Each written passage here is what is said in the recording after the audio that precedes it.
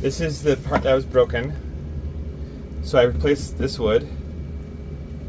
That's the piece you went and got made? Yeah, from a cabinet shop. Okay. And then the bracket, these little, the top and the bottom and the top part, we got bent.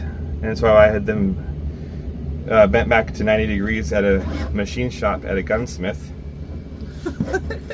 And then I Facts. drilled holes in that piece of wood in the back.